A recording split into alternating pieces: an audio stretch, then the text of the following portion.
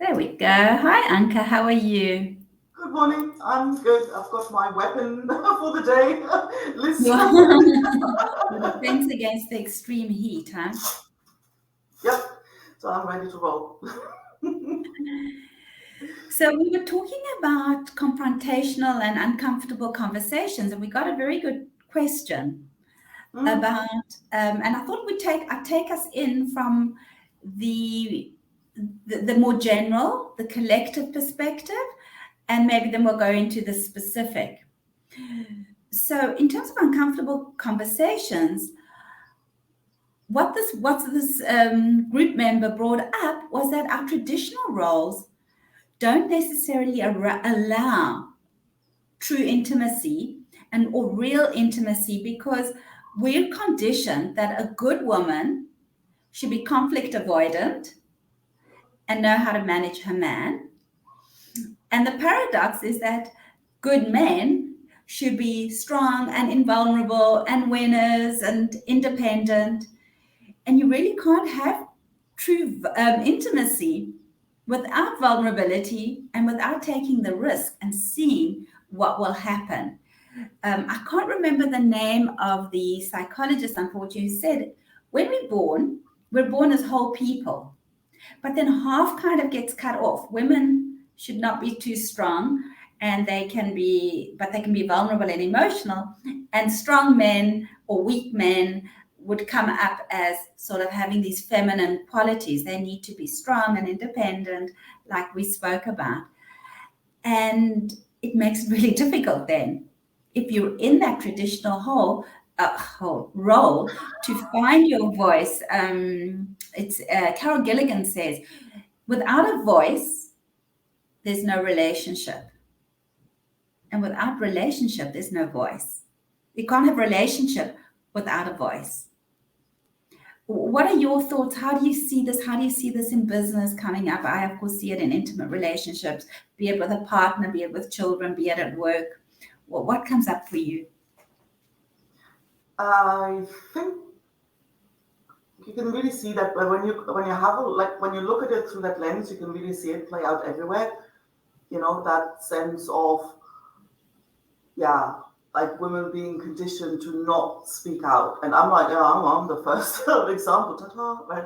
Sort of this idea of speaking up, that does not come natural. It doesn't come easy. It really required me to see that my idea of even what makes a conversation difficult, basically when I expect the other person to react in a negative way, that's quite often not even true. So that's actually what helps me to kind of reevaluate what even makes a conversation difficult. Because so often I would have not said something because I thought, oh, they're going to be really pissed off, and this and all this stuff was going to happen.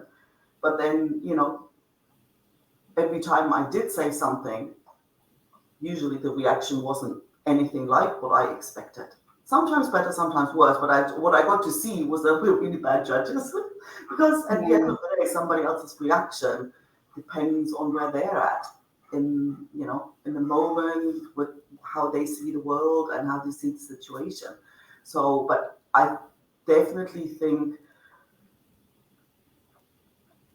it shows up how people work with their clients. How, like how when I look at women, I've got a few male clients, and but mostly women, and men don't usually have trouble to speak up, even sometimes when they lack competence. Like that's always the thing. Like you've got competence here, and both might be equally competent, but the woman tends to be like you have to sort of they need encouragement, like they in sense of we like need encouragement to even speak up to the level of our competence, whereas men quite often like, well, be quite helpful to kind of, they will be they'll be speaking out and complaining and coming back and pushing back, even though when you think you don't even know what you're talking about. Right? So I think there's that when that's out of balance, I think it leads to all sorts You're of talking disaster. about something really, really profound in terms of our self esteem, Mhm. which goes from shame based energy to grandiose, I'm better, I'm more special. when you have that imbalance, then you also, and you don't see eye to eye, then for sure you're not able to create an intimate space of honest and vulnerable communication. And I think that totally plays out in when it comes to, hey, should I speak up? Should I not say something? Like how you approach that, I think it totally comes from that space. And one of the things is to be able to actually say to whoever you're speaking to, this is to speak from, as I always say, your side of the line. This is a difficult conversation for me, to maybe preempt it, not in the heat of the moment. Would you have time? And this is what I'd like from you. I'd just like you to listen. I don't want you to fix anything. I'll be very specific with what I need from you. But at this point, can we just carve out that time? And this is how I'd like you to listen. Because in relational recovery, we talk about being big-hearted and compassionate and empathic, and we want that both from men and women. And then some people say, oh, but that's feminizing men. But really, it's just, those are just healthy human qualities that we want to encourage to come out. And I mean, I guess you need it. And I mean, see, I think where I think it's well, I don't want to say easier, but say if you look at an intimate relationship, like you've chosen that partner, right? So there's something there that there is a connection, in that sense, like, hey, I need you to listen, or you would expect a certain level of openness to that, to kind of find that middle ground. Where I'm thinking that kind of stuff can get more difficult in a sort of in a professional setting, because the other person might have no inclination and no like to take that step towards you. So I think both parties will have to take a step towards each other to sort of like, hey, if I'm here and I'm like, well, I'm right and I know I'm right and I don't really care, then it can be really, really hard to create that space, because, if it's my partner, then I think we both work off that assumption that we're one team, and both will be more readily open to. And well, if they're not, then you have a different problem, right? And it's not just right. So what you're bringing in is, of course, the nature of different relationships. Some are more intimate and some are closer. But what you also brought up, which I want to just hone in on, is this idea of some people might say, look, this is my view and I don't care. And I always say to people, do you want to be right? Or do you want to be married? You can't have objective reality in a relationship. You have to let go of objective reality and just speak about what comes up for you, what you make up about the situation. Stay, as I say, on your side of the line. And in any relationship, you, even if it's not an intimate one, to come out. I was in a sort of a brainstorming meeting yesterday, and I could feel myself getting a little bit tense because it wasn't clear. The picture wasn't as clear for me in this relationship as I wanted it to be. And then I just said that, and it was like, I said, I'm getting a little bit stressed because I'm not quite sure what the next step is. And that was great that I could say that to this woman, and then hear from her, oh, okay, this is how I see it. And that calmed me. So what tip would you like to leave our listeners with in terms of having confrontational, uncomfortable, difficult conversations?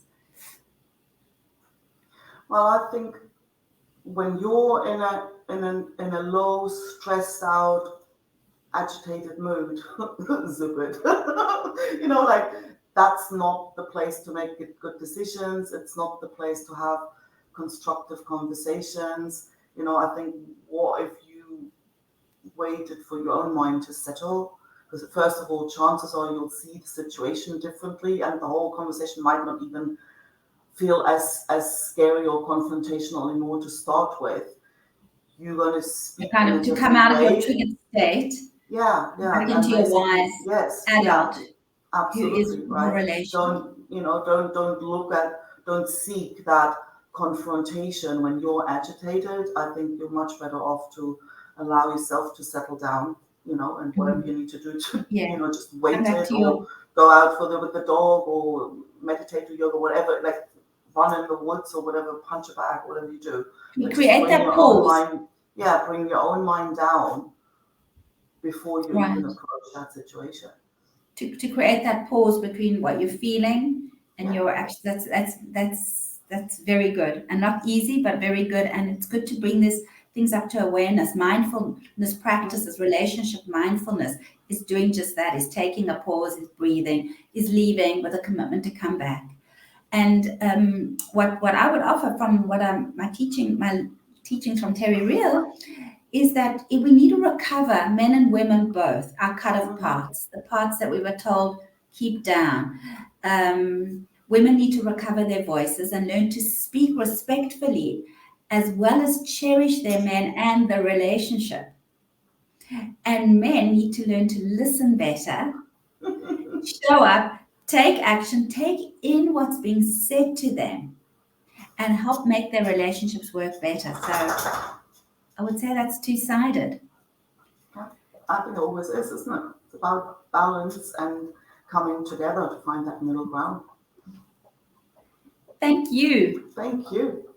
Always a great conversation. Never a difficult one.